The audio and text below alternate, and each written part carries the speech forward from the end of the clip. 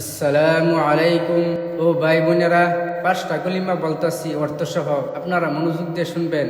কলিমা এমন একটা জিনিস, দুনিয়াটা 70 বার যদি বিক্রি করে তাহলেও কলিমা তো এবার সমতুল্য হবে না। এই কলিমাটা বলতাছি, আপনারা শুনেন। কলিমা তয়্যিবা, লা ইলাহা ইল্লাল্লাহু মুহাম্মাদুর রাসূলুল্লাহ। অর্থ: আল্লাহ ব্যতীত কোনো মাবুদ নাই, মুহাম্মদ সাল্লাল্লাহু আলাইহি সাল্লাম আল্লাহর রসুল। কলিমা শাহাদত, আশহাদু আল্লা ইলাহা ইল্লাল্লাহু ওয়া আশহাদু আন্না মুহাম্মাদান আবদুহু ওয়া রাসূলুহু। সাক্ষী দেওয়ার কথা, আমি সাক্ষী দিতাছি যে আল্লাহ ব্যতীত কোনো মাবুদ নাই।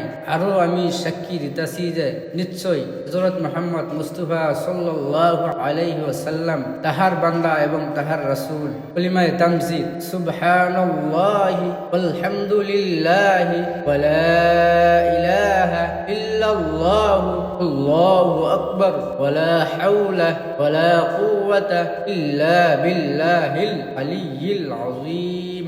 অর্থ: মহত্তর কথা, আল্লাহ পবিত্র এবং আল্লাহর জন্য সমস্ত প্রশংসা, এবং আল্লাহ ব্যতীত কোনো মাবুদ নাই, এবং আল্লাহ মহান।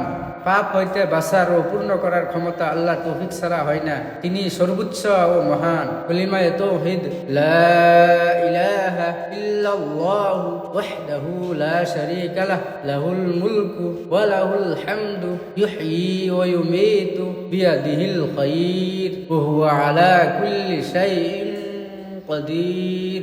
একত্ববাদের কথা, আল্লাহ ব্যতীত কোনো মাবুদ নাই এবং তিনি একা, তাহার কোনো অংশীদার নাই। তাহার জন্য সকল বাদশাহী এবং তাহার জন্য সমস্ত প্রশংসা। তিনি জীবন দান করেন এবং মৃত্যু দান করেন, এবং তাহার হাতেই মঙ্গল।